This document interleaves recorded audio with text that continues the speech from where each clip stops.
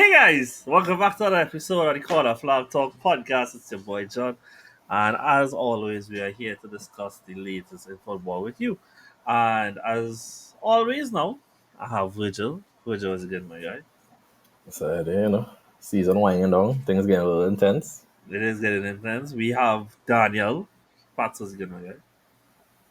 No, I mean, happy to be here on the new platform, the new software, and Yeah, hopefully next time this just fully AI generated and we could all stay home and we just have the robots take care of this for us.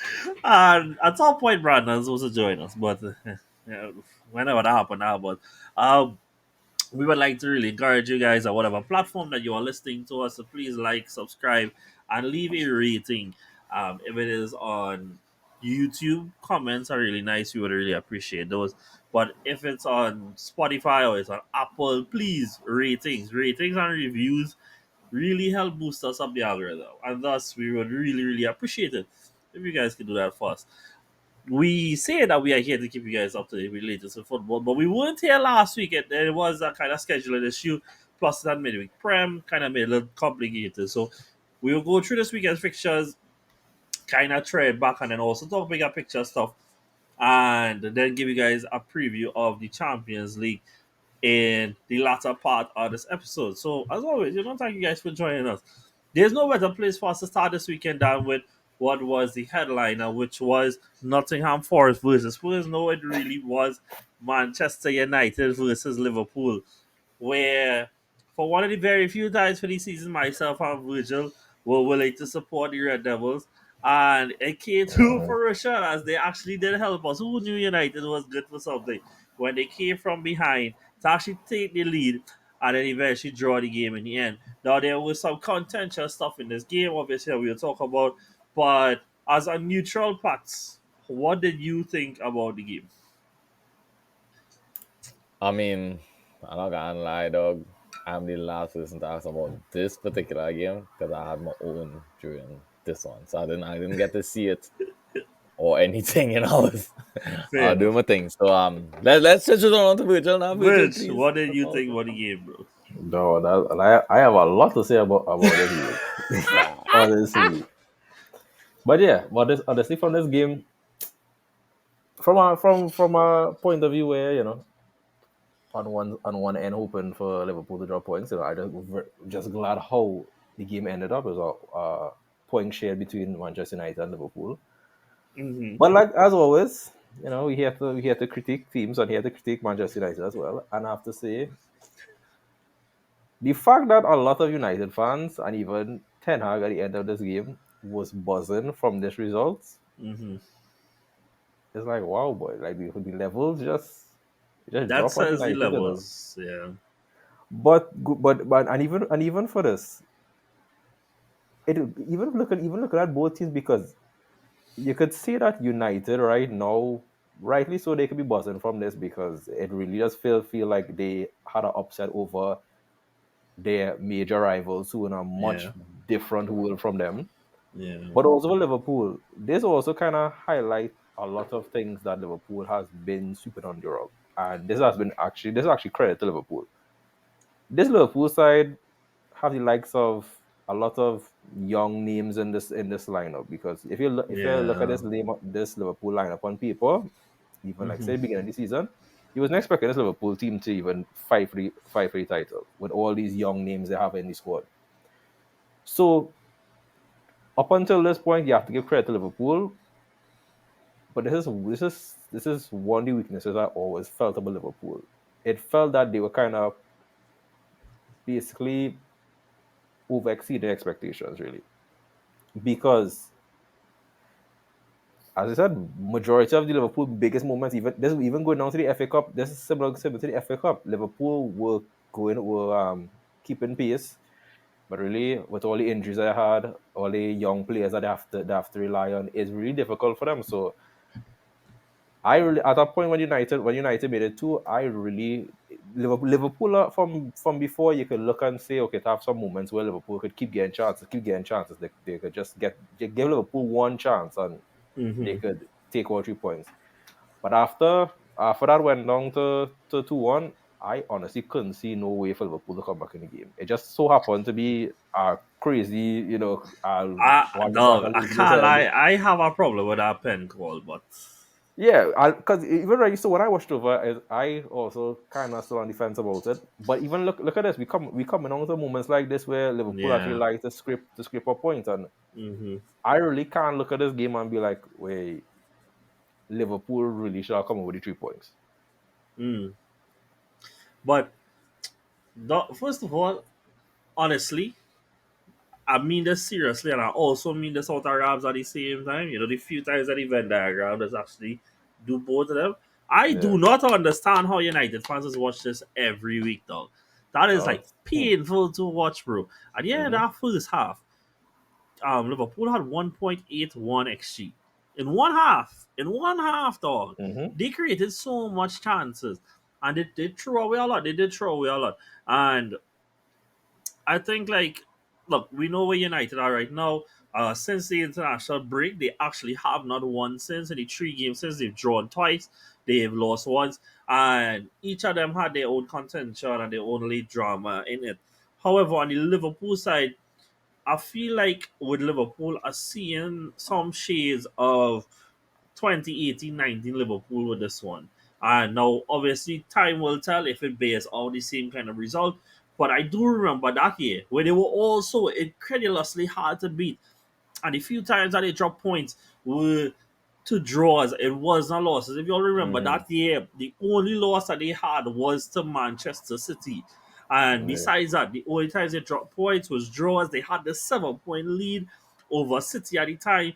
And it was actually a draw at Old Trafford that gave City control of that title race again. And so this year, they are also extremely hard to beat. Literally, City has not beaten them. We know the contention I went on in the Spurs game where they lost. You know, only the Arsenal game was the only game that we could really say that they were outplayed for large parts of the game.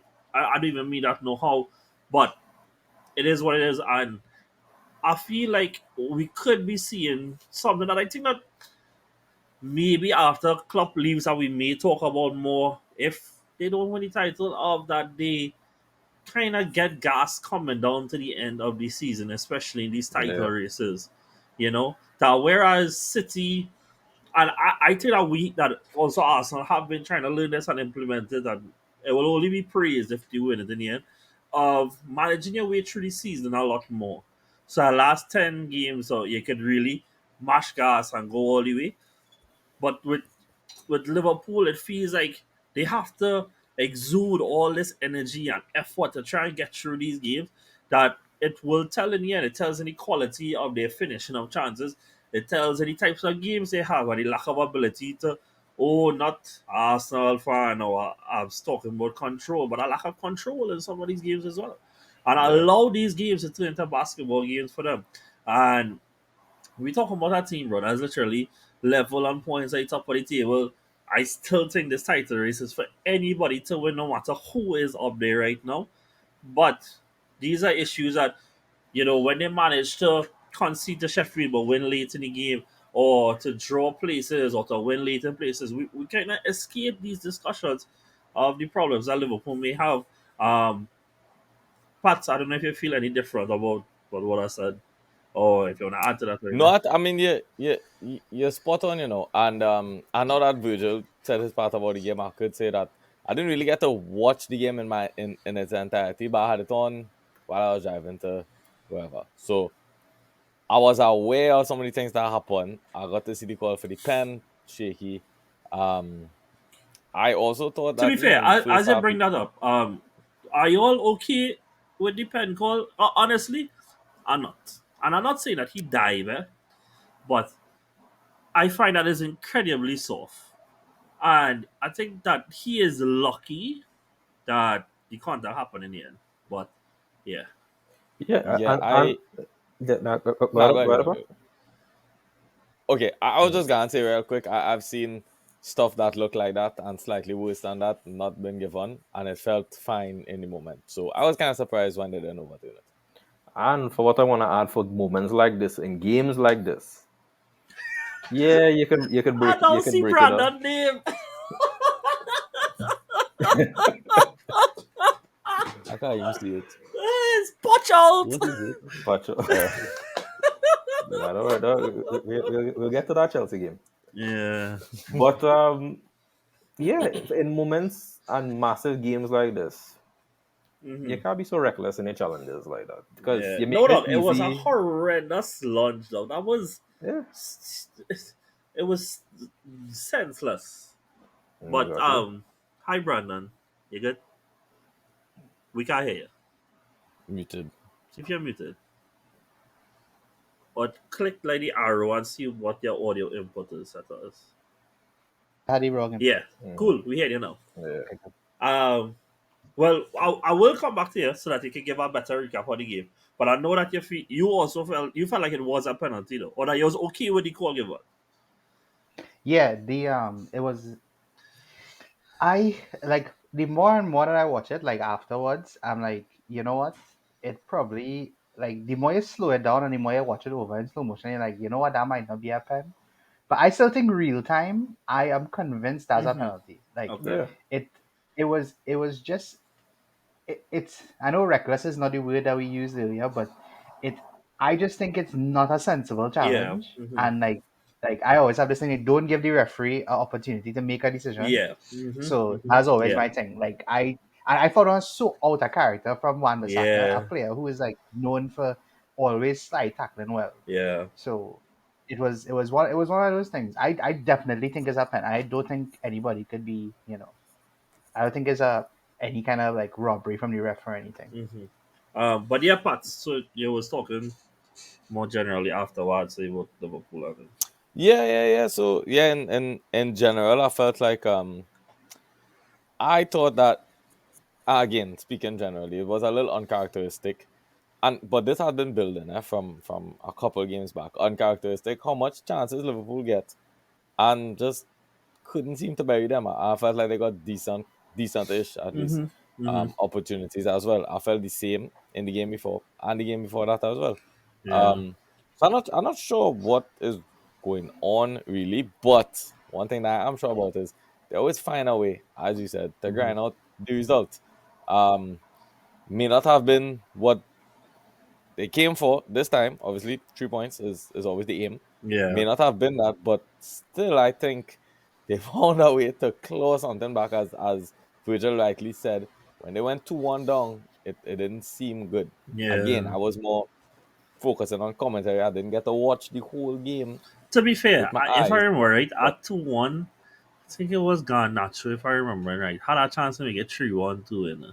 yeah, At that point, it they was did. a bit on the ropes, dog, and if that one Yeah, I might think have it been was a little left. harder for them to come back to get something out though. Yeah, but the thing is, they might have still do it though. Yeah, because that I don't know. I don't know how somehow they just do it somehow. yeah, and the thing is, right, like me and you and was talking private, like he messaged me because you know how he is, right? Like, he messaged me, I was like, title is over. And I'm like, bro, always the kick at comebacks until that final whistle blow, I don't want to hear you. Because that's how they have been. And so Yeah. before I let you talk more generally about how you feel about this game, Brand, I just told them that I feel like it could pan out differently, and I'm totally open to it as we know from previous recordings. I have Liverpool winning the league, right? For the prediction bottom end, right? But I feel like this season have some shades, not entirely, but have some shades of Liverpool from that 18-19 season where they were really good. They were hard to beat. That season they literally only had one loss, which was to their title rival at that time. And their points drop came in draws. And just like then that they had a 7 point lead over City, at the point of recording, they had an 8 point lead over us that now changed, but it's too easy, too early to really talk about that part. But where they ran out of gas coming on to the end of the season, I actually then was a draw at Old Trafford. That one was 0, this one was 2-all. That turned the not just the momentum of the team, but also took the title race out of their hands and will put it into their rivals' hands. So how you feel about that? Um, John, I'm not gonna lie to you. You say real things here, so I Sorry, just try I to make meant like sure how I you answer. feel about drawing some parallels to Liverpool this season to their 18-19 title run. Okay, okay. I fully on board with you now. Okay, What I will say is what I've noticed over the past few games, and I think it's been systemic throughout the season. And I know we've praised Liverpool for, I think they have, after today, I believe it's 27 points that they've gotten From from losing losing positions. Yeah. positions. Right. But I think there's a bigger question to be had there. Like, why did they need to salvage 9 games worth Points. Yeah. Yeah, points exactly. Yeah. from losing positions, And I think one of the things that struck me was that we didn't. I think we've now reached the stage of the season where we could say, you know what, boy, Salah, Firmino, and Mane were three of the most clinical Yeah. players in the league at one point, and like their numbers speak for themselves, right? Like I think they had a shared Salah and Mane had a shared golden That boot year at was one yep. point, Yeah. right? So like when you look at it from like that, like it kind of makes sense to me because we kind of expect this level of ruthlessness from the current crop of players, Yeah. and that is not what we've been accustomed to for the past for this entire season. So I actually have a stat here that I would like to ask you all. Sure. Yeah. So Darwin Nunez Mm-hmm. has scored against 7 teams this season, right? I would like, I'm going to ask each of you all to give me one of the 7, and we'll keep going until I get, right? Okay. John, give me the first one. Bournemouth.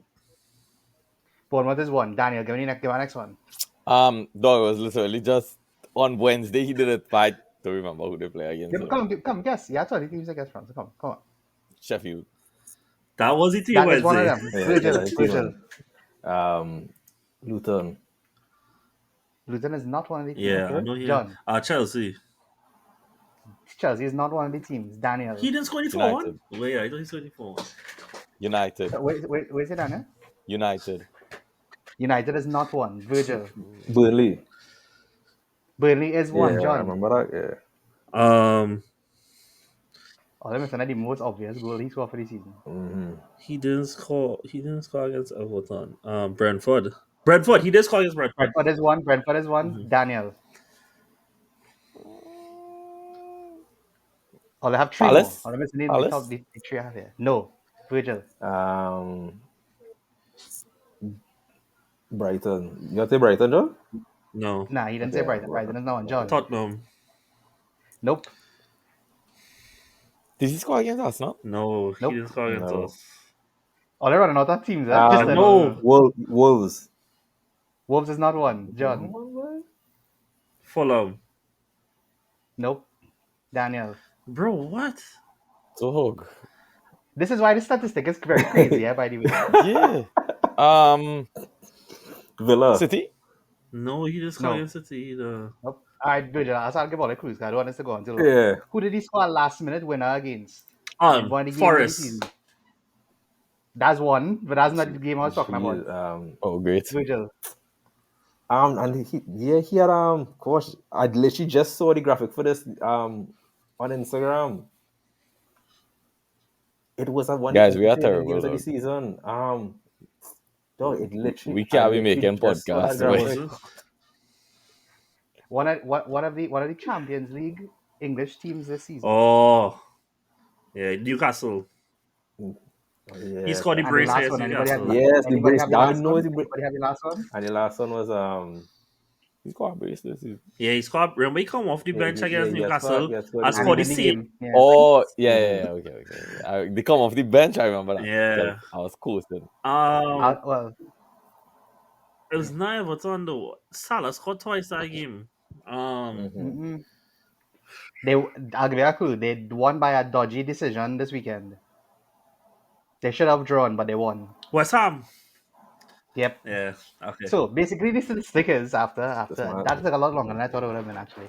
But Darwin has scored against those teams this season, and those are all the teams that he scored against. And he scored against, and 4 of those 7 teams are in the bottom 5 of the league. Yeah. Right now, the point I'm going to make is, I remember a few months ago we had this discussion about Haaland and who he scores against, right? So I'm going to bring this back up, and it's like, you can tell that Liverpool's problem is in these bigger games, which they have shown throughout the entire season. John, you know the record better than me. What is it? 1 win in the against the big six Yeah. for the season. Is he one against Liverpool Right. and against Chelsea? Sorry, and that's it. Right, that's the only winner in the big And stage of the even season, that and this is game why. had so much contention, with the penalty calls or Yeah, whatever. and this is why, like, everybody, I think everybody has, taken a step back on Darwin this season and looked at his numbers and be like, yeah, he's having a good season. But when you actually look at the data and you're like, okay, well, probably he not performing in the bigger games, but he's getting done in the other games. Like, Um, that is why they are the way they are right now. So I mean, what I've taken from it from that season compared to this season is there's a real lack of clinicalness mhm. in Liverpool, and if they're not careful, that might be what costs them in the end. Because Yeah, today they should have put away United and they did not, yeah, which is exactly what happened in the cup game where they should have put them away and they yeah, ended up losing the game as yeah, well.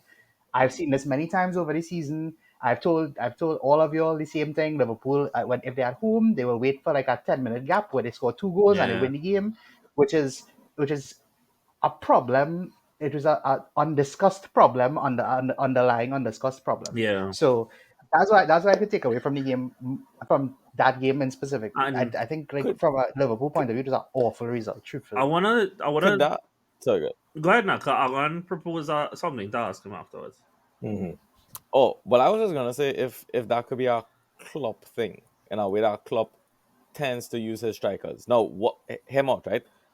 I don't think Klopp has like a way that he uses all his strikers.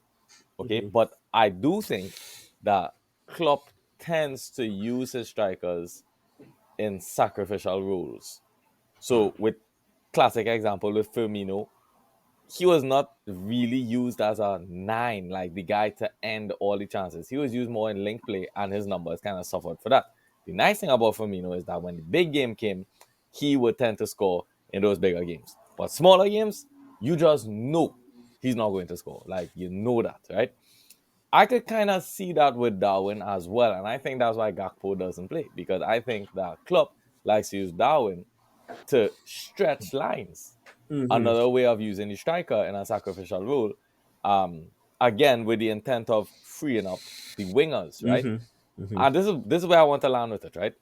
I don't think Darwin would be under scrutiny if Amane, quote unquote, was still there, because I think Darwin does what is required of him, which is getting the line back and making space for the wingers. It's just unfortunate that Diaz is not as consistent as Mane was and as Salah is now. So I really do think that had they had a Salah equivalent on the left side, that this whole Darwin thing wouldn't even be an issue. We might just be praising Klopp for, oh, Klopp is great at getting the most out of his wingers.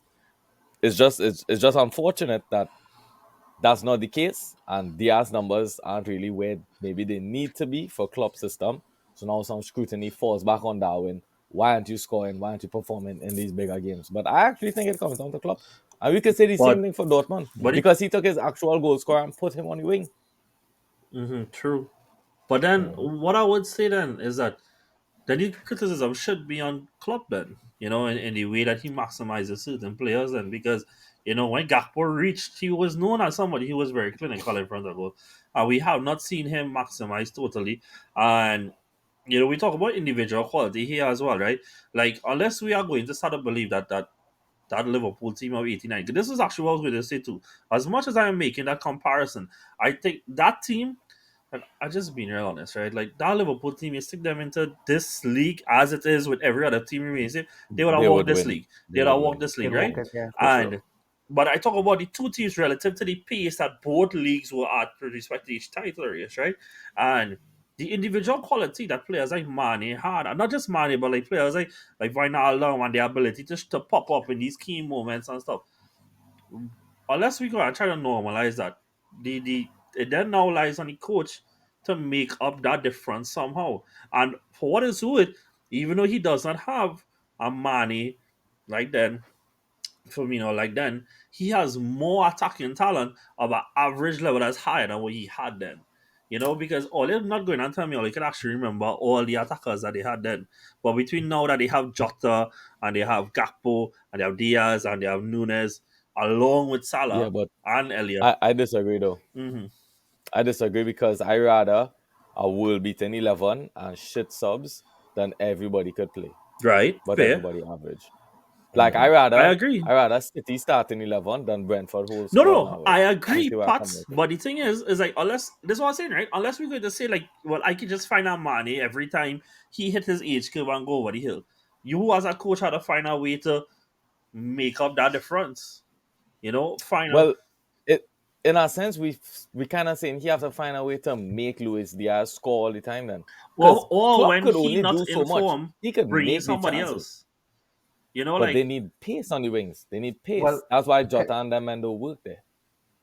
I was gonna jump in and say like I think like what we've learned like is from Liverpool hmm is that Jota is extremely important and Yep. more important than I think everybody's yeah. given him hmm credit for throughout the entire hmm season, hmm because he's been injured for a bit of the season. And when he's not injured, I I I could be wrong, Nah, they but real power games, dog.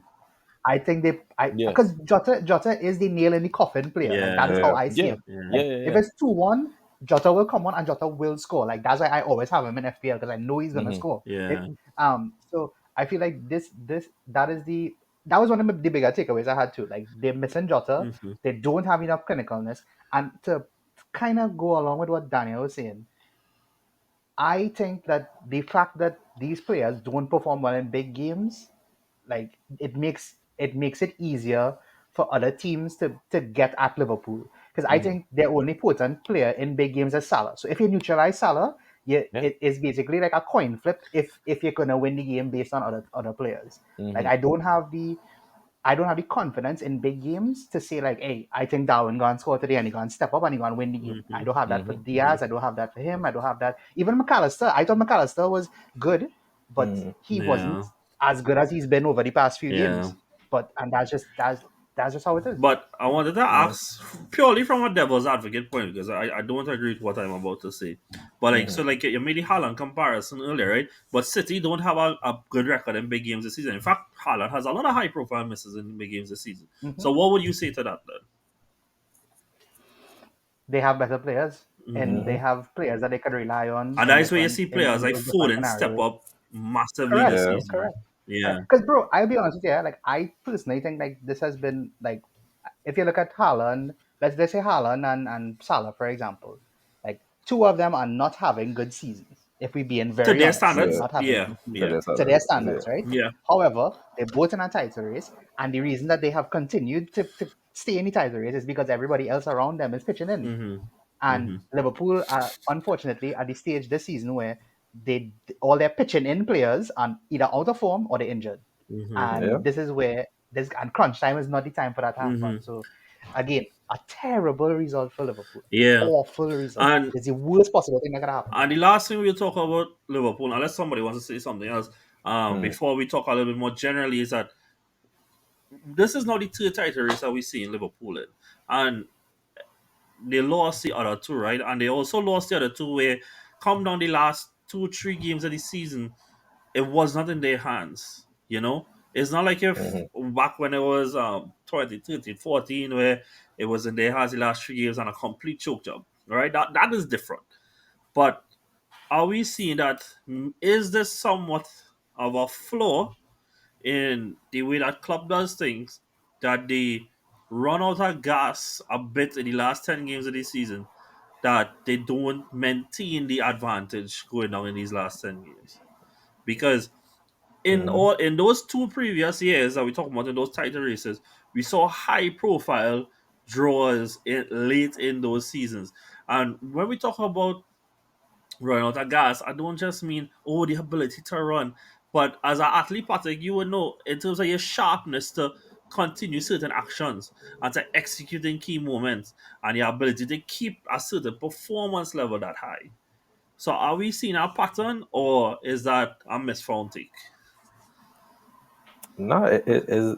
'Cause I just say it is a flaw, because going back to what you were talking about at the beginning, and this is what was mentioned before Braden had joined. This is why when we look at the remaining fixtures coming down to the end of the season, being in a title race so long, it have a lot of other factors that plays a part. So this is for when Liverpool, and where Arsenal now in this territory where they will experience these things. Liverpool going up against Manchester United.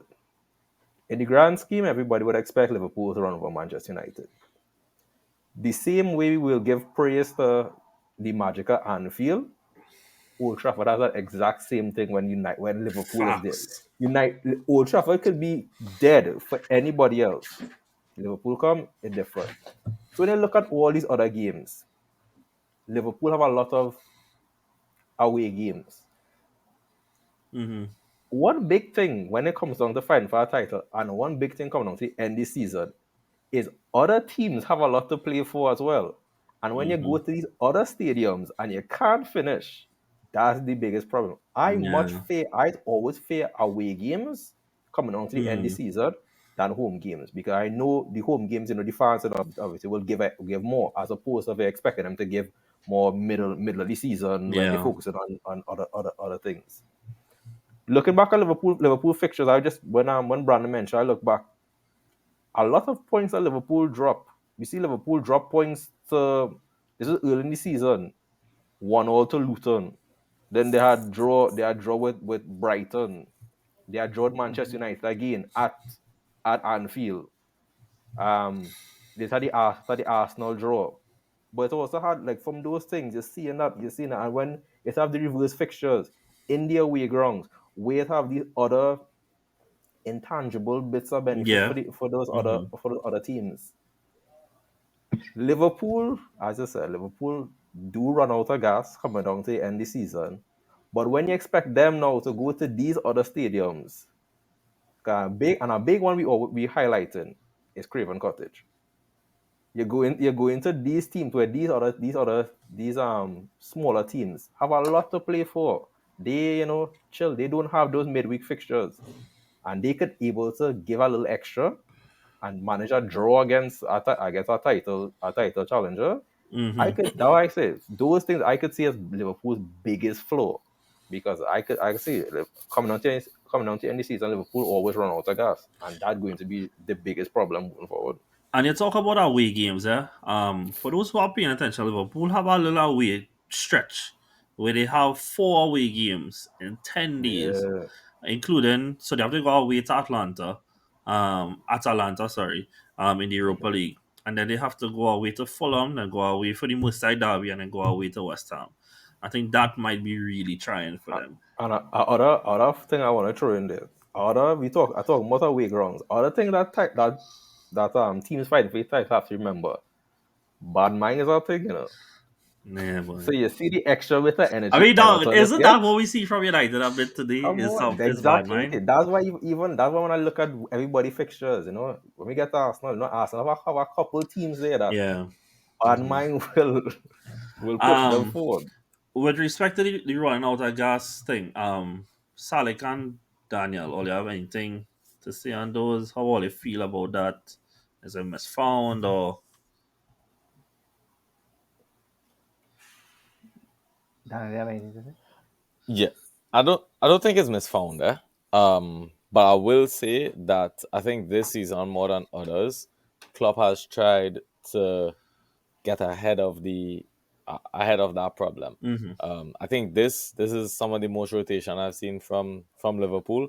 Yeah. They try their best to manage games as well. When they go up early, they sub their key players. Like, and Salah got taken out, I think, before the 60th minute, Yeah, just against just Jeff. a week ago or something. Yeah. Darwin, they always take him out, they rest his legs. The midfield is always being rotated as well. I don't think that midfield three have started 2 games in a row for a while now. Endo gets rested, so Boslai is coming back from injury. They just rest him when needed. McAllister is one of the goats right now, so he's just playing. But you see where I'm coming Yeah, yeah, from. I yeah. I think do. also something that I noticed from Klopp was a tactical switch against Sheffield, where he played McAllister in the sixth. I think that killed a couple birds with one stone, just that shift alone. One, that helped them retain the ball Mm-hmm. for like a lot. I don't know what the word is. It helped them retain the ball, and what I'm trying to say for that is keeping the ball means just less running, so less Yeah. mileage. Mm-hmm. Yeah. One, two. It essentially gave McAllister a bit of a rest because he's not going box to box anymore. He gets to sit and hold, and he did that for the whole game. So I think that was his rest. as well. That's Mm-hmm. number 2. And then I think it was in that same game that Salah got subbed off at whenever the hell.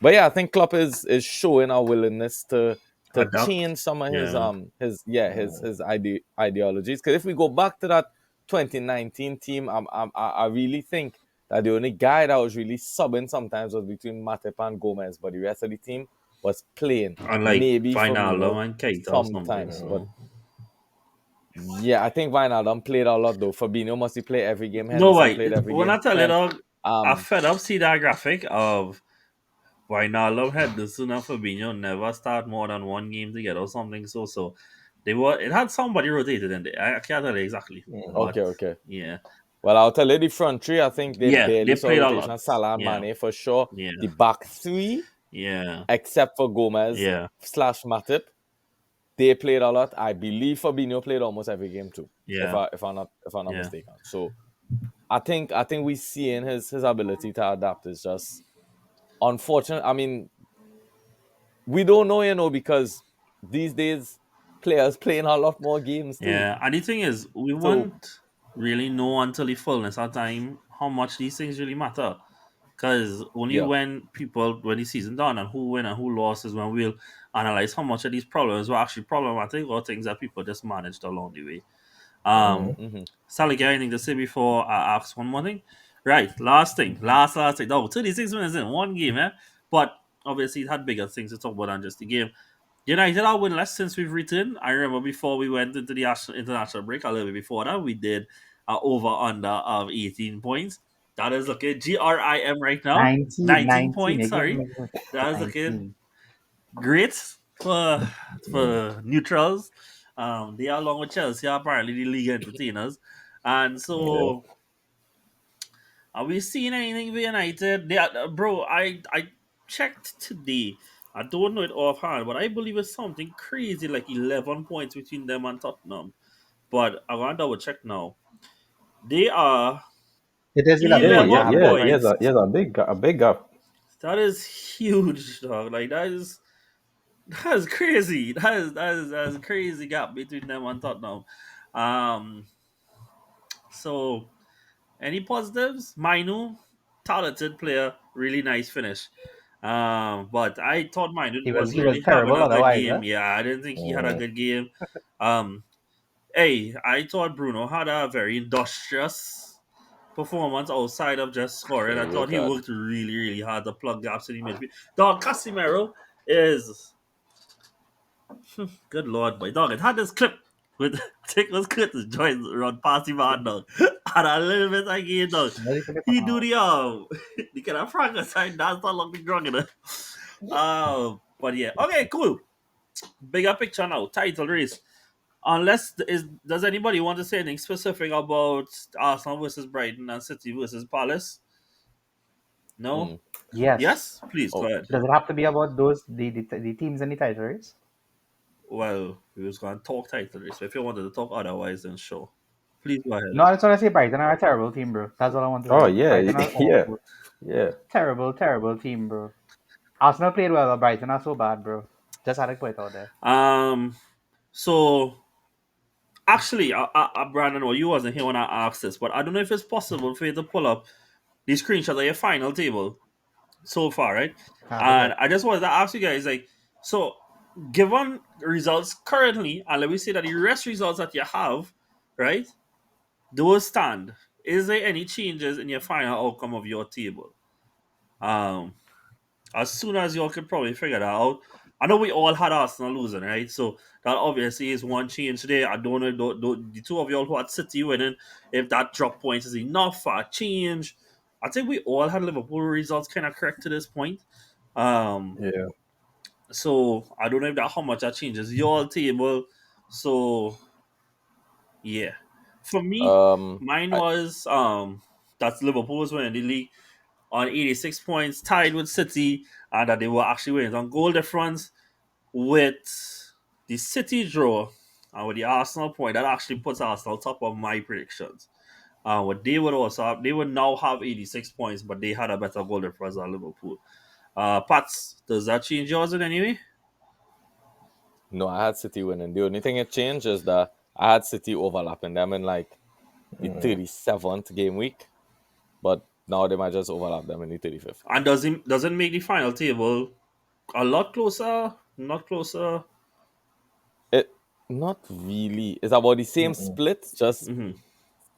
like 2 points off. To be fair, it's negligible in Yeah, my in my opinion. can thinking back, mine want to change was because I think I had everybody drawing, all the top three drawing Well, you this game week. had the most I Pixar had that. Marvel title race, so you know.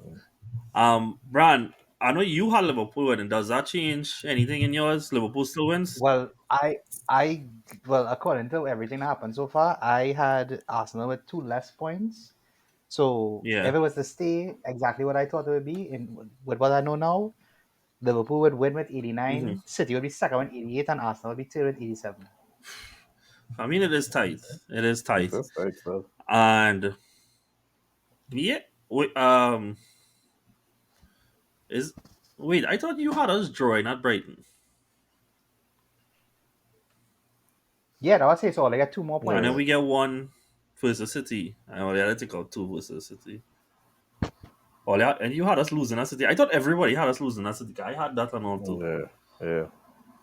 Oh, good. Yeah, boy. I couldn't forget what I had. Hold on, let me So then recalculate Liverpool that still there. win Hold the on. league Huh? though. It is on. Liverpool still Yeah. win the league. No, then Oliver one. Actually, Oliver come second in my table Yeah, on goal difference. yeah. Yeah, I'm good front. Cool. It just does has the last three games changed how you all feel about the title race in any way? Obviously, the way that City, not City, sorry, the way that all I have no idea how badly I need to pee. What happened with Liverpool today obviously affects probably how you're thinking right now, which is fair. But obviously, our opinions are subject to change week to week. But Salik, you seem to have an obvious answer, and I really do need to go. So I will let Salik start the talk, and I'll be back just now. All right. Somebody time to see how long he take. Anyway, All right. I don't know about Ole, but I feel like when we did it, I remember we talked about the fact that we gave the top three a lot of leeway, and we were very generous with some of the results that we gave them. And I think that is proven to be correct based Yeah. on what we've seen so far. I mean, I had Liverpool join with United, but I mean, I looked at some of the performances. Who did City play after Arsenal? I trying to remember who they played after Arsenal. After Arsenal was That's when Foden scored a hat-trick, and after Arsenal the Oh, game. it was Aston Villa. Villa. It was Aston Villa. Yeah, Villa. Yeah, Right. Like I thought the Villa game would have been way closer, Yeah. yeah, and that was same. not the case.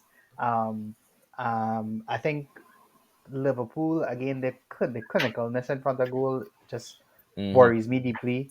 And I mean, I think my only concern for Arsenal would be, when when they decide to not score any goals. Yeah. That might be the last thing. So, but I mean, yeah, I mean, we gave a lot of leeway for the top three, but apart from that, I don't have anything else to say. So you're pretty quick, dog. Jeez, you want to piss on more? I have no way you use that toilet, dog. You literally step outside and piss right there. You know how my house is. You know the bathroom is literally right there. That What? was quick, father. That was quick. You flush and everything. Yes. But Um, I I only hear the ending part of Sally. I don't know if you can hit my like a hella quick summary. I'm worried. I'm very worried because we gave the top three a lot of leeway in the prediction video, and it's now it's now showing why all the concerns that we had, even though we gave them the benefit of the doubt, we seeing all the concerns coming up now. Yeah. Like Liverpool lack of clinicality, City, you never know like what's gonna happen to them on any day. They will look poor one day, they will look great another day, and Arsenal is like when they decide to score a lot of goals or not. That's literally what it is. Cool. Yeah, if it's one Pat, thing, I think in terms of my predictions, I could see the table finishing the same way, but just everybody a lot less points. Because I think out of Yeah. all of us, I had the most points for You had everybody real now. points, so Yeah. yeah. So that was Who had the obviously lowest? unrealistic. I had the league winning on 86. You really, probably I had lower. 89. Yeah, I had around I know I had 89. Yeah. 93. I can't lie. I think I told no Sonic. I'm pretty sure I tell you this in January that I think somebody got winning league on like 85, 86 of them. Yeah, And I think I feel yeah. Hold up, wait. Let me check something real quick, because I think, if I'm not mistaken, City might still be on course for like a 92.4. yeah, they should be on course for two Yeah, less than City what win you the had, game. right? Yeah. Yeah. Um, I the thing is that what changed with me is that I actually think City might win every single game that they have left, bar probably the Tottenham game, right? Palace. And it's not just that it's not that I think that they're playing that good or whatever. It's just like I don't think that they are playing that good, but they are motoring along well. I know we didn't really talk about it there, but like I know he scored this weekend, which is the only reason I remember to say this. But like I remember when Rico Lewis came on against us, I actually think that did us more harm than good in there. Like I thought we were better before that when he came up, but they got a lot more control on the ball. But I think City just have all these players, and like the thing is, right, the way that variance works is that dog, the second that it flings in the other direction for Haaland, then bro, like It's over, bro. it's over, right? So like I mean, it depends on how much Pep actually uses him, because obviously the Champions League and whatever, right? But yeah, with respect to Liverpool, what has changed is that like they worry me more in the sense that yes, I think that their finishing is so erratic, but at the same time they so thrive on chaos and inevitability that like even the games where they play badly, like bro, Sheffield are terrible, but Sheffield could have also score a few on Yeah. them and just didn't work out that way because Sheffield are terrible, right? The first goal. But I know even when it was 1-1, I didn't feel like if well, they could get something out of this game. Like even today, like that's how hardwired they are in my head that they are so inevitable. That even today, that the second that they got the penalty and that he scored it, I can't like my mind program for them to want to win the game. That is how it feels with them. Even though I don't feel like the football with them always matches the results. Not in terms of goal scoring, but a lot in terms of people not finishing. Even though that was not the deal today. United literally scored from 2 out of their 3 shots on target, dog. And there was 2 wonder goals in their own respect. Well, for us, I don't afraid us conceding for obvious reasons. But I tell you what, I do understand what Salih's saying in terms of scoring enough. And I at this present time on April the 7th, I am worried of where Saka and Martinelli's fitnesses are Yep. to see out this season.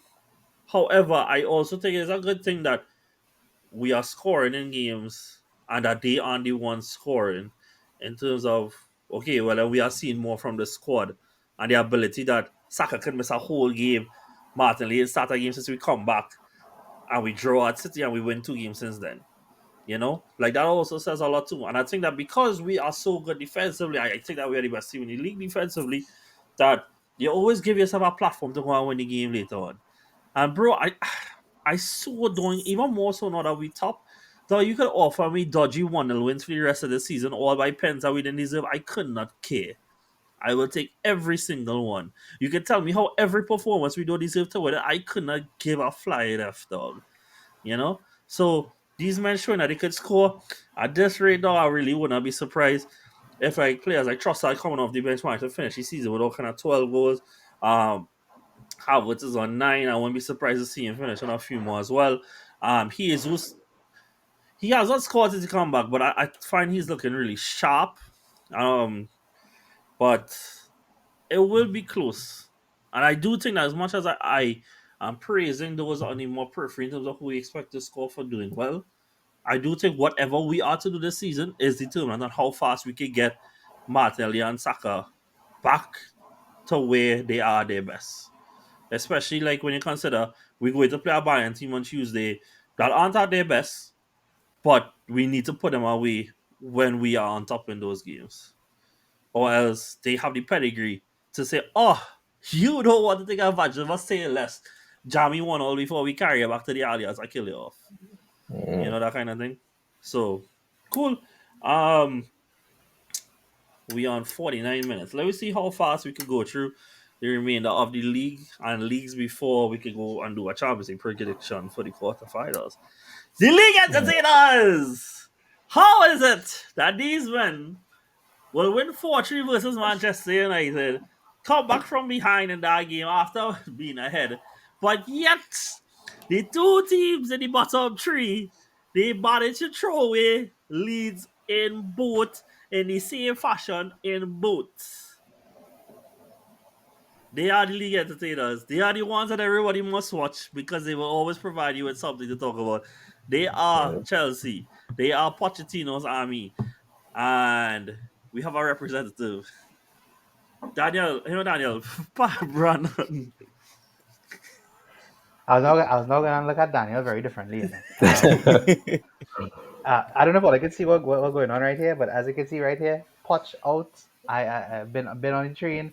I have another statistic for this. So yeah, Chelsea have dropped 2 points against Sheffield United this season. 2 points against Burnley. 6 points against Wolves. 5 points against Brentford. Three Yeah. versus Everton. 3 versus Forest, and 2 versus Bournemouth. Bro, we are one of the worst teams in the league. And the one thing I'll say, and this is another statistic that I had to come up with, right? Can any of y'all guess how many points Cole Palmer has won Chelsea with his assists and or goals this season? 8. No, I'm going for more than that. I feel like is I You thought said this. 8. All right, I Daniel, let me know. hear you. So I have a question. 11. Is it a surprise in amount or surprise in a little bit? I want you to 11. tell me a number. 11. Okay, I go with Let's 8. start the I go with conversation. 8. Go 11. 8, all Yeah. right. Level. How is it 11? Yeah, I say Nah, boy. 11. Actually, I lied. I think Nah. it's like. No. I Nah, take you're it back. lucky in 8. You're lucky in 8. You're I lucky go in with 8. You're lucky in 8. 22. You're lucky in 8. You're lucky in 8. But I Bro, will. he is 11. their 11. team. Yeah. He's I'm seriously go with 22. Yeah, Like, because you're saying any goal contribution, a goal or no, assist. Yeah. the only Yeah, I game I could think that they take a point from that he was not directly responsible for every goal or something was like the Tottenham game where Jackson somehow get a hat trick. Wait, give me an answer. What do you think it is? yeah I feel like this had to be. I had to say I go in 24. Yeah. So the correct answer is Please be 24 11. points, Yeah. Hey! bro. And so we have 44 points, right? Without Cole Palmer, we would have 20 points. Do you know what 20 points would put us, my friends? In Second to 18th last. place. Wow. 18th 18th. place in the table. Big So up Luton! what I want to Yeah. say is Luton survives. one Cole Palmer is like it. I can't begin to describe all how valuable that man is. Yeah. And if he was not playing for my club, we would be in all kind of disarray. Yeah. Yeah. Them City men So, built different, boy. and apart from that, again, I don't know if any of you all watch the game, but I did. Lord have mercy. Yeah, boy. Put a hand, put a leg, put a foot, put everything. We need everything. We need the body of Christ. That's what we need right now. We need Amen. everything. And I don't know when we're gonna get it right. And it seems that we again this whole thing about we play well against big teams. Well, we've conceded 2 goals in our last 7 games in a row, which Yeah. is not good at all when you look at some of the teams that we've played against. Yeah. So I mean, looking forward again, I think I was also very generous to Chelsea when we did the predictions. So it's not looking good, bruv. It's not Yeah. looking I good. mean, table wise, it don't look that bad, but it, Bro, that's what I'm telling you. Could you imagine? And we're so yeah. bad. Yeah. Could you imagine? Because if I'm not mistaken, that now you all are 6 points off United, and United are sixth. You know. Yeah, we have a game. We have a game on them. Yeah, I know they have a game on them. So I mean, that is not bad table wise, but I mean, even when we look at some of the games you all won and the performances that come with it, like the 3-2 against Luton, that went from so comfortable to being so erratic, and I think that has been a mainstay with this Pochettino team. And boy, if it wasn't for them big game records and for the fact that he in the FA Cup semi-finals, I think he might have been going already. Like I think that big game saved him so much that that he managed to tussle with the big boys and thing. And I mean, is he? Am I mistaken? when I say that all you won against United is the only one of those big games so that you'll have won, The Spurs one. and Spurs, so Yeah, two. good. Yeah. Um, But we entertaining though, so Yeah, that's Yeah. the main thing. No. hey, listen. If it don't matter if you get relegated, fellas. Once you're entertaining, that's all that matters. Facts. You get relegated, but it Facts. don't matter. Yeah, big owners when you're entertaining. Yo, what we think though? Why they took off Palmer at just 2-1? Probably should not do that, right? yeah, I thought I was so arrogant. Next Yeah. side. Next time. Do this one. Yeah. Hell yeah. I think it was just pure arrogance. So like that's the only answer I could get. Dog. Stupid. You know, I mean, It's and you just can't even stupid. sell me the game management, minutes management thing because like you're not playing for anything else. I mean, okay, yeah, the FA No, but Cup it's and all 2-1 though. It's that. 2-1. Yeah, it's not even that secure. And it's a like, team with a history of just Are dogging we it playing now. away? Are we playing away as well? Huh? Yeah, And I Is that actually we- checking to see who came on for him. 'Cause I don't know. Connie, Connie, yeah. Yeah. This man is a retard, bruv. Dog, and the thing is, Yeah. dog, This watch man. Gallagher Gallagher had a like highlight Poch. Poch. This man. Gallagher better have Poch secret Yeah, I pictures or generated something, dog. pictures of this Because Bro, Yeah, as you but say that, right? I want How- to ask all that question. how is I want to Connie ask you. I seriously want to ask all that question. playing against United when he come on and can't start the next game, dog? No. I want to ask all that question. Why do you all like Conor Gallagher?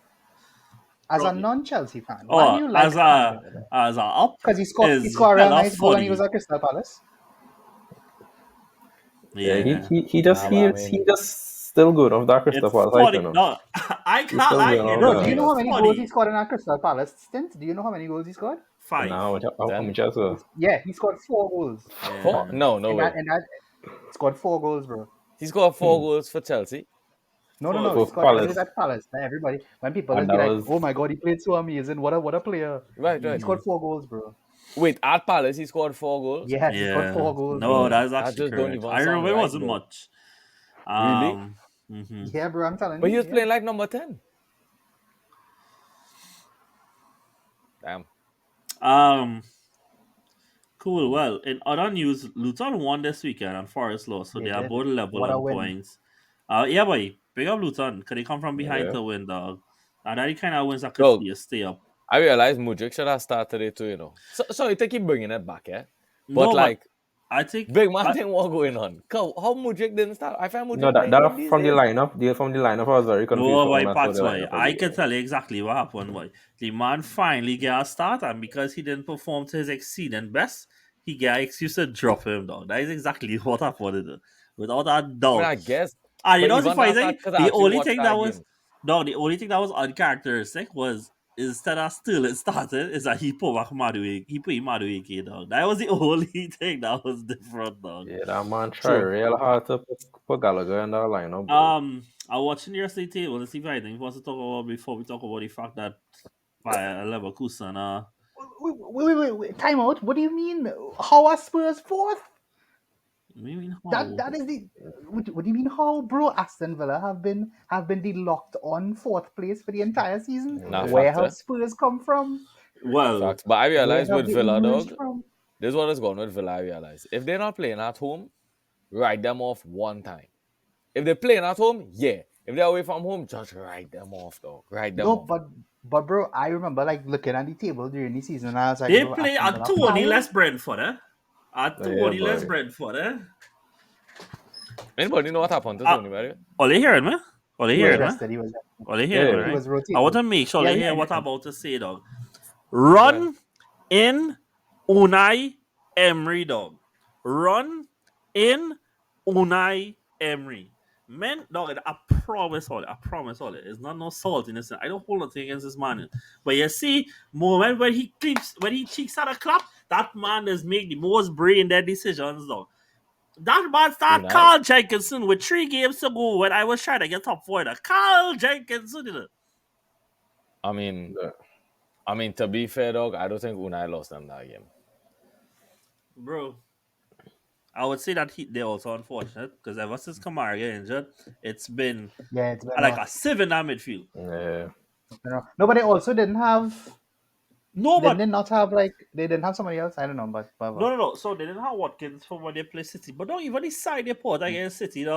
Yeah, it was bad. It was bad, dog. And I know that he had injuries No, but they and didn't like, have McGinn either, though. McGinn yeah, was Did have they, injured in McGinn that either. game. yeah. Yeah, that was another one. Our And Douglas Luiz Foden was man on. missing next game. Foden went like Super Saiyan, dog. Like, what you really want to Dog, do? that goal No. for this called for the security hat trick, eh? That is redonkulous, dog. That is insane. Nah, I think that was lucky. I think that goal was lucky. That goal was lucky. Lucky? If he didn't So slip, what? No, so if he didn't what, slip, dog? no, it's a That- nice goal. I'm just saying, if he didn't slip, he probably skied that. Wait, I don't know about that. I think he gonna. I think he'll be Nah, on the boy, ground if he didn't. I slip, not you know. going to be the one to take away that credit though, because the Ah, man, yeah, you know true. what it is? The man, Potter will tell you what it is though. The man was on Actually, two. the free kick was lucky too. Yeah, dog. Like, what The the hell? free Hold kick on, was- wait. Yeah, was that lucky. was a horrible free kick. But Yeah, the free was lucky. the Yeah. man done had get to, he figured out today going my way, Yeah, even though fair. he fallen. Woodoks, dog. No, in but the hold on. cup Forget corner. about his strike though. Y'all don't remember he lost the ball. I Thought wanted he got that. Yeah, he fouled. did. Say, He did. referee, forget you. Yeah. Get back up, win it, shift it. Bow, laser. Oh. Yeah. No, but what I want to say is right. I swear to God, we've talked all season about Spurs conceding the most amount of shots or whatever, shot Yeah. quality or whatever. Son went to the Asia Cup.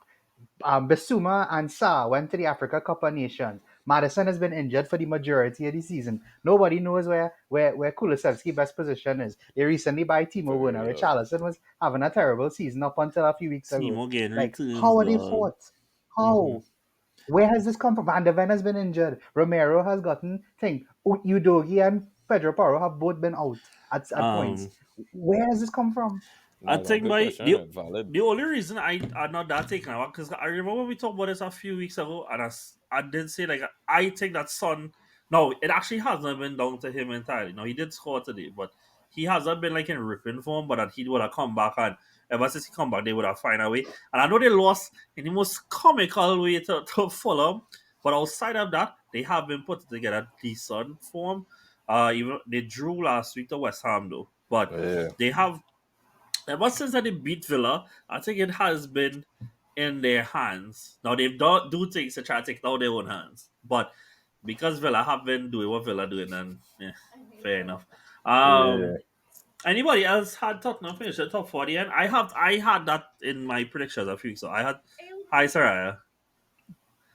I had Tottenham finishing fourth. Anybody else had Tottenham in fourth? Nah, I had. I let me had check. Tottenham in fifth behind by a point. Nah, so yeah, had I them thought in no. fifth I by a thought point. no. Well, I have Villa behind them by a point to be fair. Yeah. And Tottenham still had the death run, and whatever comes out of that, it's to come out of that. Actually, yeah, but I had Tottenham fifth, behind by a point as well. They're close. They're close. I'm gonna dedicate the next 8 minutes for us to quickly just try to wrap up the other leagues. This Yeah. was not league football, but I think it's important for us to say Athletic Bilbao won the Copa del Rey this weekend, and it's their first trophy in 40 years. Fantastic stuff for them. It had pictures of the Williams brothers celebrating in the end. I think that was just really wholesome. Something nice to Yeah, mention, especially considering like Nico is one of the players that are really hot on the market coming up for the following summer. But in Bundesliga action, world-class Harry Kane was on the losing end as they lost to the bottom of the league team. And with the win that obviously Leverkusen got, it means that they are now one game away from securing their first league title and their first major trophy in what is currently a treble hunt for them. Anybody have anything they want to say in general? We could save like all I want to know. Yeah. just more general. But all I want to know is if Leverkusen win the league, no, if they win the league next week, right? Call for sure. Once they mathematically get it, become champions, we can already class them as invincibles. So we have to wait till the end of the season. Nah, you gotta wait. Good question, you know. Good question. Because the thing about it, as much as I understand that they'll want to push for you for the Europa League, it'd be real heartbreaking if they rest players and they just and they do get No, an invincible but status. let me tell you dog, like when I think it was 2021 dog, if I'm not mistaken, when Barca I don't even remember that season, Patrick, or they win the league. Because I on was the last day, undefeated and it was the last day they lost dog. Like you And 4 can't, 3 or some cause like 5-2. even like when we did undefeated, I think you're winning it five games before it is also to have the concentration to keep that record going to the end, Yeah. dog. And it's the same they do it, but they are on a generational storyline, historic tier right now. Yeah, boy. And it's just to see how They're far they and they're actually take already, it. and honestly, I not no hate to the Eh, German league, I but just they already no have, wait. I just want to say this yeah. one thing, dog. I want a live stream of Yuan if they've lost in the final to Xabi Alonso Leverkusen dog. After this man was so sure that he was going to be their manager, For dog. real. I want a live Yeah. For real. stream, dog. Now, but Alonso get some ratings in my book with that one, you know.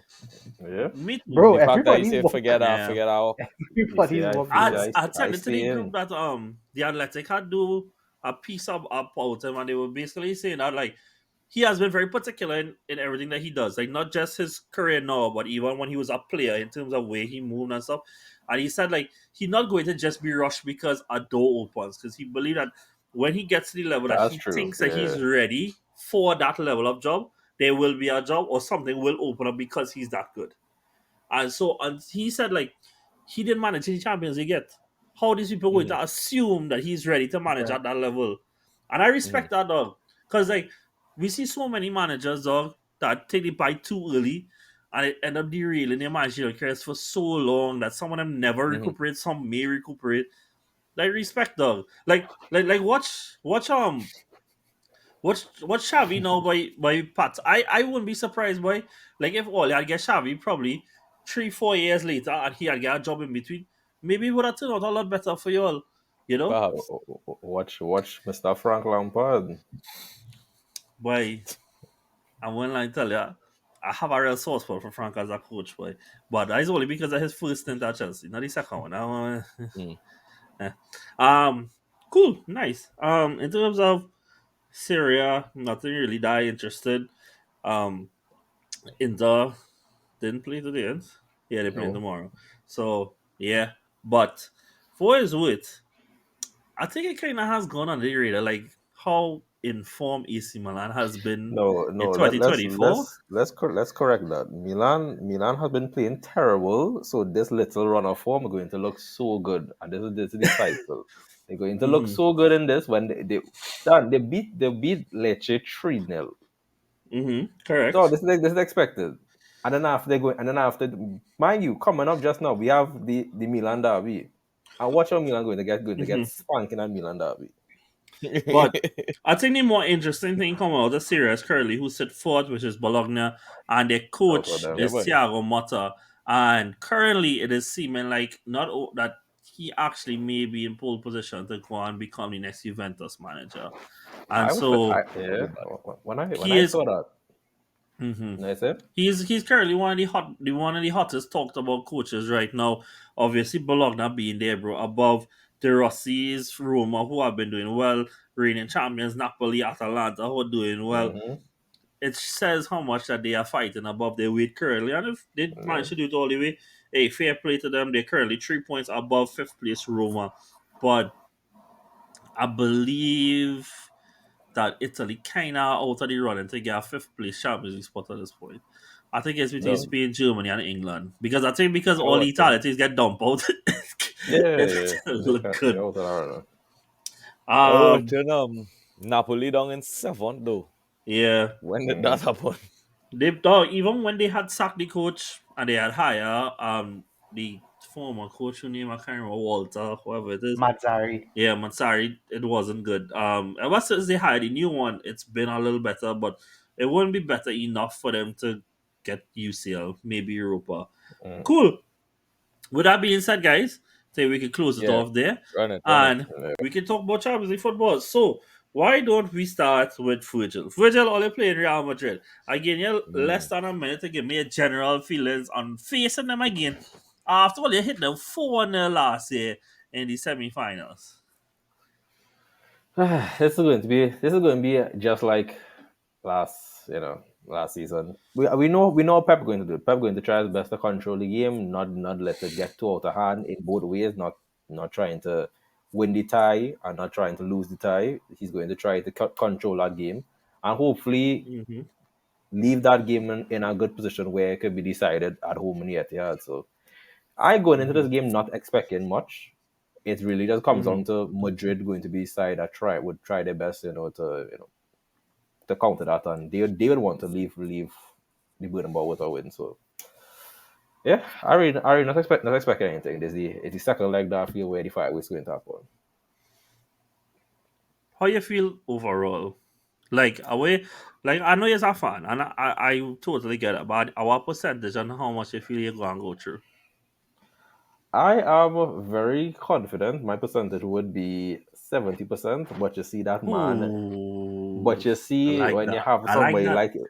like Bellingham who is just do strange things, and Vinicius who when you have Walker who out right now, it kind of yeah that's when my doubts coming in, the fact that we don't have Walker. This is such a random thing to mention, but you know one of the things that I love about how Vinicius is play a lot is like he'll be running at full speed and do the smallest little adjustment of his foot to get shots off, Yeah. and it's like near unstoppable because he is already going so fast. So you can't like it's like he's slowing down a little bit so that you can catch him. It's crazy. So like, how do you feel about this game, bro? Well, this game Uh, this week, and then after you finish, I'll wait on your percentage. well, boy, this one I am very I don't know how to call it because I didn't know that La Liga had no games this weekend. Yeah, I did not know that. yeah. So I They've think that had is a a huge 21 advantage. game day break, 21 day break, Yeah. though, since their last game. Yeah, I think that's a huge advantage to Real Madrid. The fact that they have to play at home next. Um, boy, I really don't know. My general thoughts is like, bring it on, bro, because I will be watching every single minute of the Hmm. 90. That's all I can say. In terms of a percentage, I'm going to go Wait. 51%. Before you answer, I just want to get this right. So, people have been concerned about where Real Madrid's squad fitness is at, right? As of 3 weeks ago, they have not played since, right? All of Jude, Rodrigo, Valverde, Chumani, Cruz, Rudiger, Mendy, Carvajal, Lunin have all played, and we know that since then, Modric is fit, Kamavinga is fit, Militao came back, Cruz is also fit, Gula is also fit. He gets scared and leave, yes, type in. See if we get that. Man, we start talking about the Champions League and the leavers. That's right. Um, But yeah, so all those players, like so we expect like Rudiger and Militao to start together. They should have, and Rudiger to me did so well against Haaland last year. It was such a miss not to start him the following leg. But yeah, what was your percentage? I have 51% for Real Madrid, bro, and I have 49% for City. Because I would say 50-50, but I don't like to sit on the fence. So I'll say 51-49. And truthfully, bro, I could not. Let me tell you what my heart telling me, right? My heart telling me that Haaland, this is one of the moments where he's going to score a lot of goals against a big team. Hmm. But my head telling me Cruz just gonna run the midfield, and Real will show them like you have one, we have 14. So Hmm.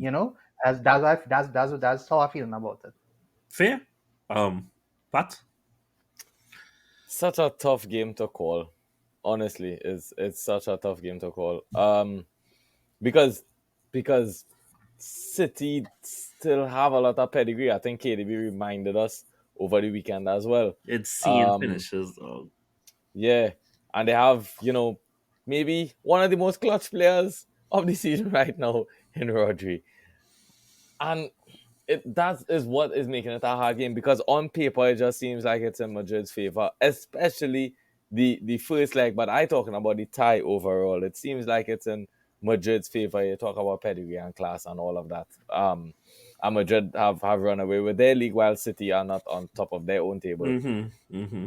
All of these things make it a difficult game to call. To put a percentage, I'll go in across the first leg. I go in 60% for Madrid. I really do think they will win it, but I think it will be So close. you I think saying it'll that be Rodri streak is coming to an end then?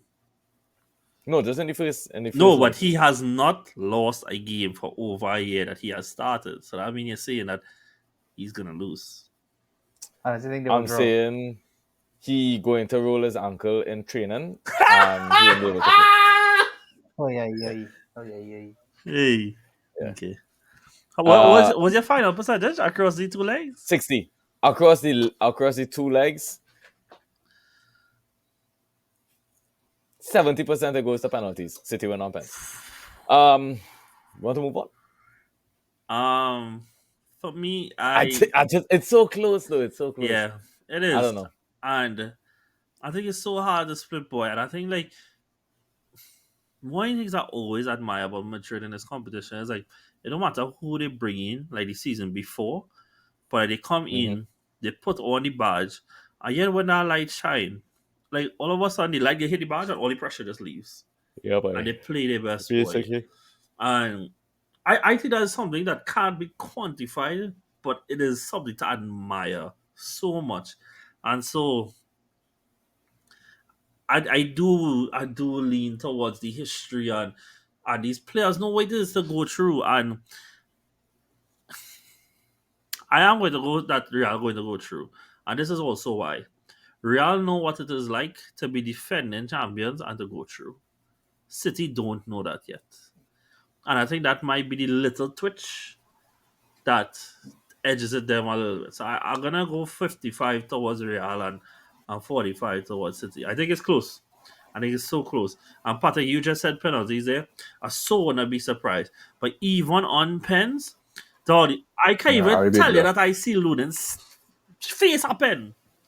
And yet that like a shine dog and that man go and generate it in a Casillas. And I don't know, dog. It have Argentines on City squad, you know. Let's put it now. No. nobody cares.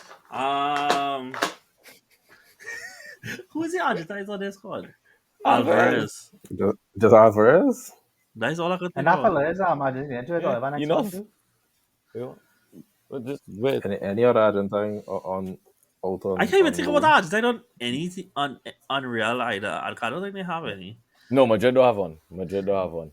Yes, City Madrid have one. billion title winning history on this side. They have. Nah, facts. I can see Valverde. That's Jude all that like matters. really turning it on too, given that he went up against him. Yeah, and to be fair, it wouldn't be the first time that he performed he went against to- City. Yeah, I remember when he played for Dortmund, though, and he played really, really well that day, even though they didn't go through in the Yeah. end. Cool, nice. Moving on. Patrick, you have a minute Tell and me. less to talk about how you feel Right. about Barca versus Mbappe. I mean PSG. It's simple, okay? It's very simple. We need to nullify Mbappe. You know what? As I say this message is not just for the four of y'all, not just for how much ever people is listen to this podcast, the thousands of y'all that listen to this podcast. In this message, I want to rally all the Barcelona fans that have out there. We as a collective, as the fan base, as the players, the staff, the backroom staff, the analysts, the players on the field, Xavi Hernandez himself need to nullify Mbappe. This is how we're going to do it. We're going to start by praying. From today, it starts. We hope that Kylian Mbappe rolls his ankle in training. That's the first step. If that don't work, in the second step, in the warm-up, he feel a tweak in his hamstring. Nothing too malicious. Nothing to bother him for more than 24 hours. And the third one, if that don't work, I will catch COVID myself and go and sneeze on his breakfast, dog.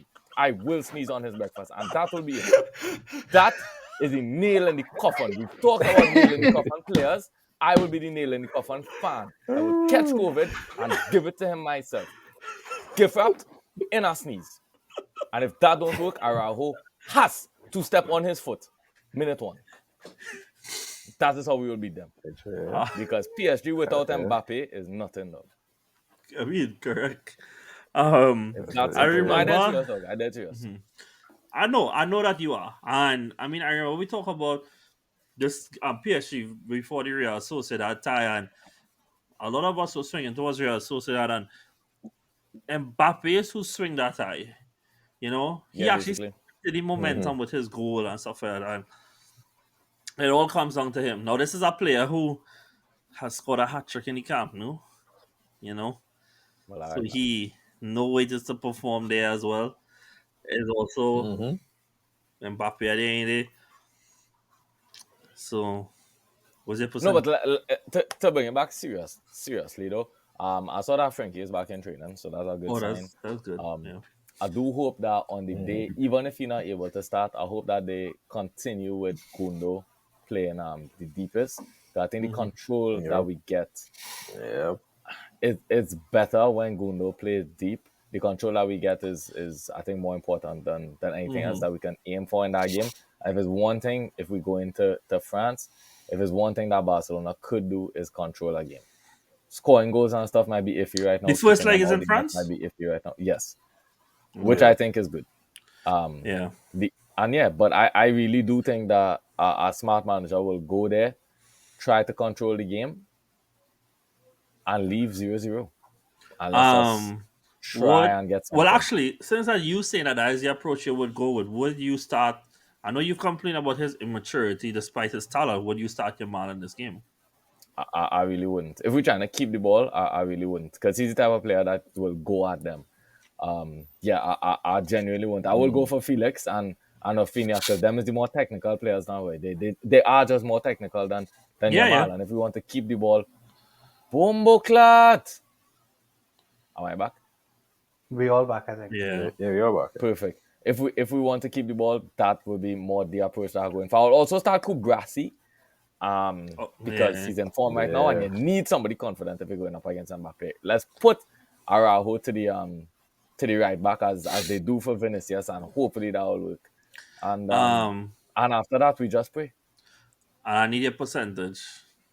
In fact, hear what? Uh, By some miracle, no, we're not knock wood. We're not praying against anybody injuries, right? But our percentage with and without Mbappe.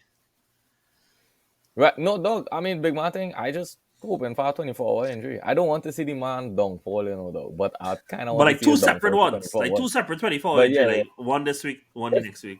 so with Mbappe Yeah. playing in France, I could see it like 62% goes Mbappe way.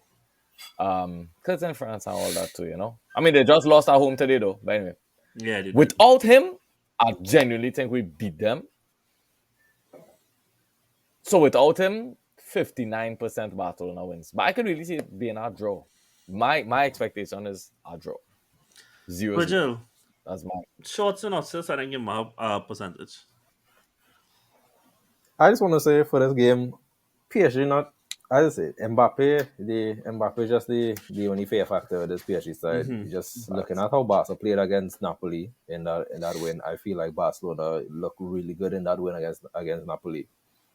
And one thing, as Pat mentioned, if Barca could get a midfield right and get the defense solid, they could stubborn. They could be very stubborn for PSG, and they could probably nick something with the personal level up in front. If they decide to throw on speed at the right time, because PSG midfield is not all that. The defense we have seen in Champions League is not all that. I feel if it come down, I feel this game gonna come down to a Barca the midfield, and I feel like if Barca play the cards right, Barca winning when it comes down to the midfield game. So I say for me, Mbappe is really Mbappe at the end of the day. So I 50 50 with this boy. The only thing I could just say, I could just look at Barca and say once Barca get everything right. When you look at PSG, it's just Mbappe. That's all I can Did he say. have a nice breakfast? Is he ready Yeah. to go? I still need a Mbappe percentage, is though. the entire 50. Nice 50-50. Okay, Salik. I feel like I might be the only non-Barca believer here, because I doubted Mbappe in the last round, and I have learned my lesson. Even if I did not learn it before in the World Cup when I doubted him at that point, and I doubted him again, and he proved me wrong. So I'm not going to doubt him again. Um, and what I will say though, and I agree with what Virgil said, I think if Barca managed to make this game a battle of the midfields and they do it well, I think they will be able to win the game, and that's the only way they'll be able to win the game. Because otherwise, I don't think anybody in the Barca defense can cope with Mbappe, and quite frankly, I don't think any of them could cope with Dembele, and that's saying a lot. Um, Going the other way though, I could see Barca nicking a few, but again, it's just Mbappe. And the final thing I'll say about that is that the last time Barca won the Champions League, the coach who is in the other dugout for PSG was their coach. Mm-hmm. So I will say I am going to edit the PSG, and I'm going to be a little nice, and I'm going to say 60%. I think PSG will go through. No, fair Well, enough. I say 62. So the yeah. funny thing is, I was more or less was gonna say the same thing that you say, boy, because I also think like Dembele gonna have like extra motivation because he's gonna be playing against his former side.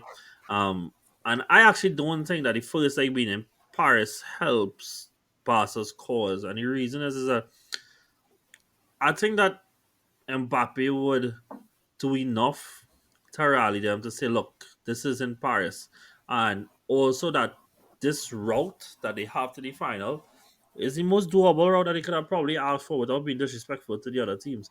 And so, if they can't galvanize under the circumstances to put together a decent enough lead, and the other issue I have is that, again, I don't mean this anyhow, but I don't think neither team are in a place where I would say that they are mentally strong. And so I think that if PSG managed to go 2-0 up, I don't have much belief in Barca to pull anything back right now in this iteration of them. And so I also was going to go 60% in favor of PSG. And I don't think it'll be bad. I don't think that it's going to, like, they're going to demolish Barca or something like that. But I think that they will do enough to get a solid enough lead, one that they can't be overturned, or rather, it'll be close enough that it'll see like it'll be overturned, and Mbappe will score in the Camp Nou to make it that it'll be too hard for him to undo. So, yeah. All right, Pat. Well, I come like if I just take shots on your side, so right, don't take some on mine. Pat, what? Well, I guess I'll let the fans go first. I should probably go first. Um, well, this is a very untested stage for us right now. Where we are, and because of how Bayern are doing domestically, people have us slight favorites, very slight. Mm-hmm.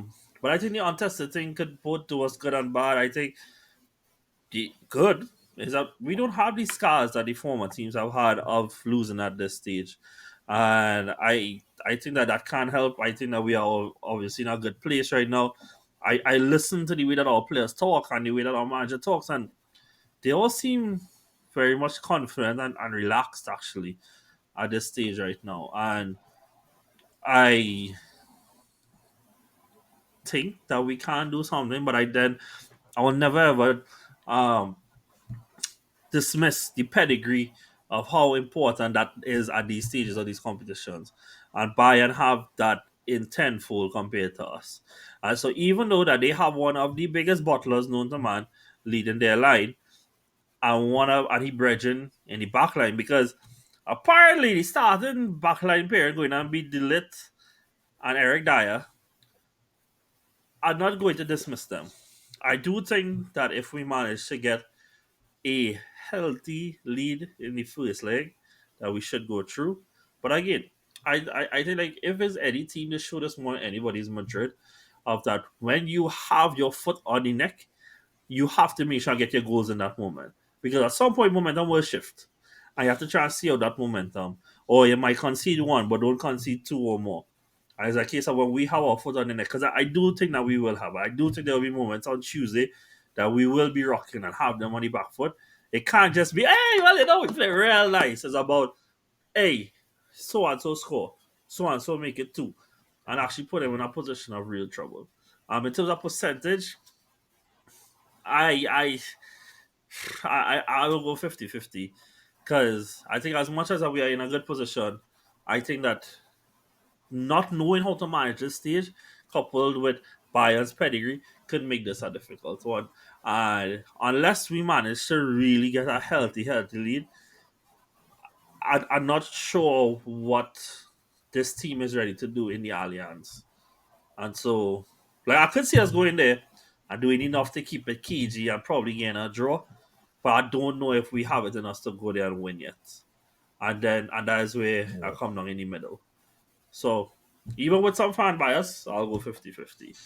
Um Pats, where I go next. Alright, so I could understand why what I'm about to say might sound like real naive because we've seen how important pedigree is before and experience and all of that. But I don't see a world where Bayern beats Arsenal across these two legs. I think Bayern just have too many issues. They're at an all-time low right now as well. Kane, I don't think has been super impressive in the Champions League across his history. And then even if you just look at it for what it is, I can't think of a single time that I felt like Bayern performed well in the Champions League this season. That goes for the group stage as well. Arsenal, on the other hand, I felt like they're at a not an all-time high, but they're flying pretty high right now. The fixtures have gone their way. They're ticking. They're looking good, coupled with probably the best defense in the whole league. Bayern tend to win games on their attack because they have one of the leakiest defense in the whole top five. I know I said before Arsenal with the league, I meant top five, whatever. All that is basically to say I can't see Bayern winning this tie. I can't. I really can't. I know that when I predicted the Arsenal v Porto thing, I said that Arsenal will walk Porto, and that is not what happened. Arsenal looked kind of shaky, and yes, I do believe that there was a sense of the unfamiliarity coming through there with Arsenal.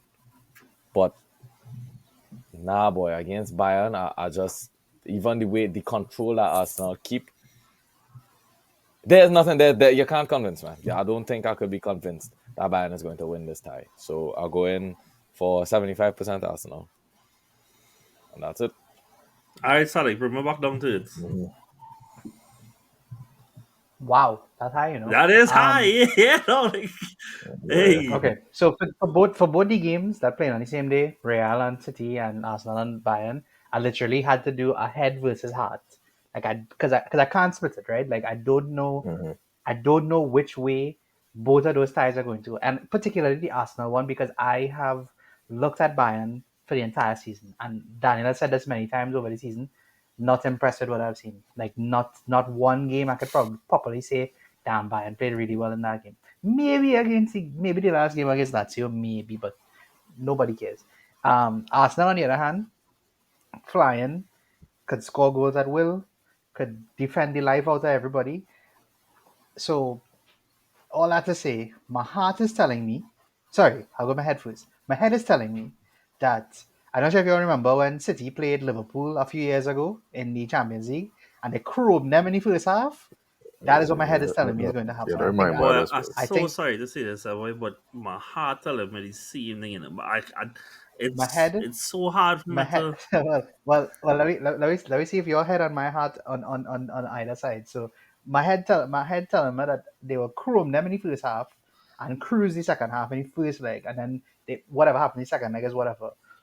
My heart is telling me, however, Harry Kane against Arsenal, it is one of the greatest love stories ever. That man love a goal against Arsenal. He could have 0 goals for the season. He might score 2 against Arsenal. So my head is telling me that my head telling me Arsenal chrome them in the first half, but other than that, my heart telling me that Kane too at the death to steal the game. That's literally the only thing I could say. And in terms of percentages overall in tie, as of right now, I will give Bayern 52 and I will give Arsenal 48. Mm-hmm. Yeah, It's real close though. It's real yeah, close. yeah.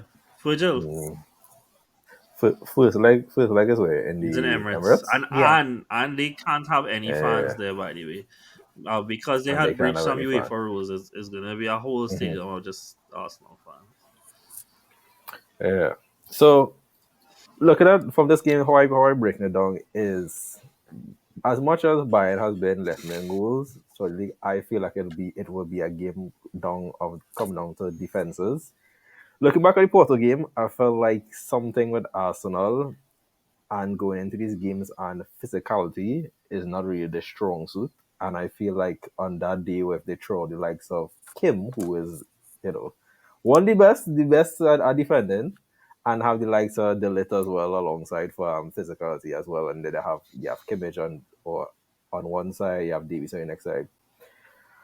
I feel like Bayern have enough there to basically snuff out any flames that Arsenal could bring forward with their attack. And same too for Arsenal. I feel like Arsenal could do the same as well. But when we talk about this physical battle, and you have the likes of Keane up front, who is just as good being physical as well as give him any half a chance, he will punish you. But I really feel when you look at it throughout both legs, 2 90-minute games, I can't see Bayern keeping Arsenal quiet for 2 legs. I feel like Arsenal will get a lot more chances than Bayern for this game. It just comes down to Arsenal being clinical and just taking their chances. Because trust me, I feel like Bayern will get less chances, but I feel like might be the more clinical side on And they the have day, the most especially in clinical the player second leg. between the two teams. Like, just Exactly. yeah. And I'm not too sure San is. I don't think I Sane know San fit, but didn't I play this believe game. Koeman is. Yeah, And I'm and not sure if and Kimmich you fit see, either, but apparently he's been starting right back. Um, yeah, and you see, likes when you have the likes Peace in those players, when you have Davies, Gnabry, Koeman, Musiala, and you just have Key in there. That's the biggest problem. So I feel like I still cannot call it, but for some reason, I have been looking at this Arsenal side and been trying to find a weakness in the league. I really feel okay. I feel like maybe most of it just jump to the percentage. I feel like it just for me 55% Arsenal, 45 Bayern. Fair enough. Because the thing is, Hmm. Arsenal is one thing I could say about Arsenal. Arsenal is very stubborn. Yeah. But the main thing I feel like on separate, this is Arsenal's going to get a load of chances compared to Bayern Munich. Bayern Munich will get quality chances, but Arsenal will get quantity. Fair. Yeah, I don't think that is completely unfair. Look, I'll say two things before we go to the Dortmund Atletico. One, I am so looking forward to this dog. Like, Yeah, seriously. this time. Like, and I'm gonna tell you something, eh? Ever since Gabriel reaching this team, dog, Keane only beat us twice, I think, in 7 meetings, dog. Dog, that man love to play that man, dog. And I4, bring that team. And Mhm. I saw, like, this is me now as a fan talking. So all the years when we was beating them and we was playing them, sorry. And even though we had some wins in those times, we weren't ready to match up against them. I so expect us to win the midfield battle that day. I so expect us to put them on the back foot. Yeah. And I so expect us to get chances and we cut them open. And these are the kind of games that I have seen in the past that players like Saka step up to, and I expect that again. And so to bring it on, this is the whole point of supporting a team that is playing at these stages. Is you want these games, you want to play at these moments, and so bring it, and what has been my mentality about a lot of the things this season, boy, is that obviously I want us to win something. And I really think that we need to, right? But if it is I have something else that I need to find out about this team, I'll find it out. That if Hmm. we aren't good enough to beat Mhm. to win a quarterfinal game yet, all right, it'll happen. I'll be upset like any other fan, and we regroup like how we Yeah. regrouped last year. I know we are in a better place in terms of the title race, and then next year we might be in a better place in terms of the Champions League. Last season, Atletico versus Dortmund. Dortmund beat Bayern. Ironically, a few weeks ago. Sorry. I don't know why I paused it. And as we wind down the episode, I'm not gonna let anybody talk too long about it. I think everybody probably thinks that Atletico are the favorites to go through, mostly on pedigree. But obviously, if you did say the front, you could say so. I don't think it's favorites in terms of large amounts because I don't think Atletico have been being quite good over the last few months in general. But again, we talk so much about pedigree when it comes to the Champions League. Simeone has never lost a home game in the Champions League knockouts. Don't really expect that to change. And even though Dortmund have had moments where they picked up form.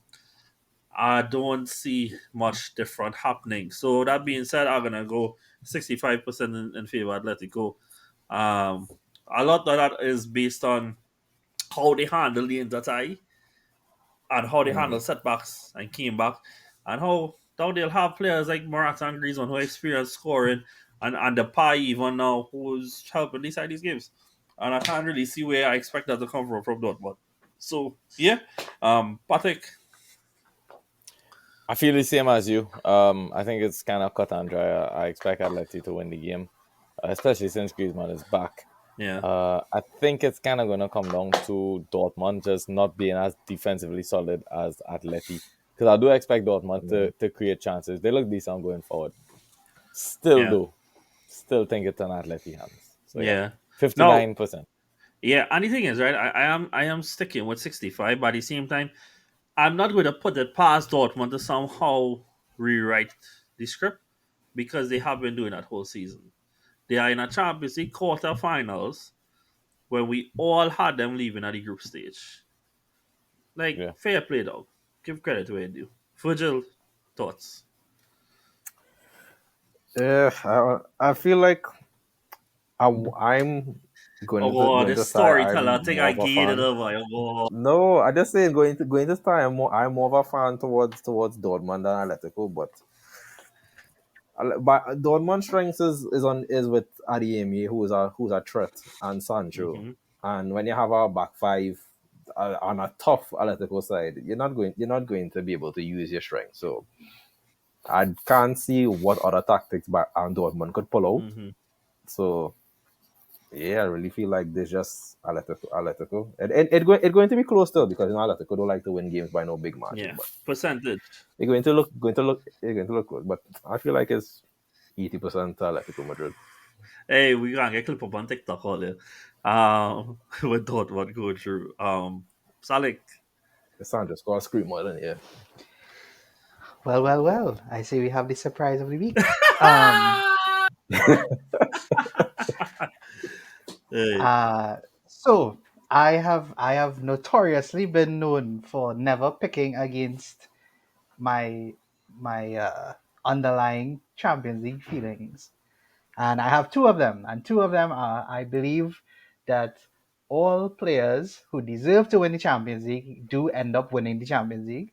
And the second one is I never bet against a team that has won the Champions League before against a team that has never won the Champions League before. So, in shocking revelations, I will be selecting Dortmund to beat Atletico Madrid. Hey. And the reason, Okay. and I am saying that because I think Hummels again is having one of the most underrated seasons in Mm-hmm. the world. I Yes. think Yeah. his resurgence is not talked about enough. He's been great, especially in the Champions League, and I think you need players like that who know how to win, who know how to get it over the line when it comes to things like this. And then on the flip side, on the other end of the pitch, I have a lot of hopes for Marco Reus making a very big impact in this game. I do think that Reus is one of the few players in the world who Mm-hmm. probably deserves a Champions League and has never won a Champions League. And so I am going to go with Dortmund to get through the tie. However, I do think Atletico will win the first leg because Simeone's home record is just too Yeah. It's the same. impenetrable. So I Yeah, will Yeah. give them the first yeah. leg. I might give them 1-0 at home. So in terms of a Could percentage draw at though, home I am too. going to go. They could, but I don't see Dortmund scoring away. However, I do see them giving them real hell in the second leg. And Mm. I believe, I could be wrong, I believe the last time Dortmund had like second legs in the run. I think that was when they made the final. I could be wrong, but I think that was the case. That Um, is not true, actually. Because 2013, they I played. They remember played. no, they play at home to Real first, and they play away to Real second leg, and that is when Real win 2-0 at home. But they played Malaga. Was it Malaga? No, I just said it wasn't all the way to the final. I just said Yeah, it yeah, wasn't all yeah. the way It to the was final. Yeah, Malaga. right. But I remember the Malaga game being the second leg, and I was like, right, okay, this is interesting. So I am going to go with 60% for Dortmund to Woo! win. However, I will say though that Royce versus Griezmann is going to be quite interesting. Yeah, And Yeah. Griezmann is another one of those players that I also believe deserves a Champions League. And Yeah. obviously, I will not be surprised if Atletico win. Yeah. However, I cannot go against my better judgment. So, Dortmund for me, 60-40. Nice. Cool, guys. We are about to round off on a minute and 40 or on 45 minutes. So thank you guys so much for joining us. We hope you really enjoyed it.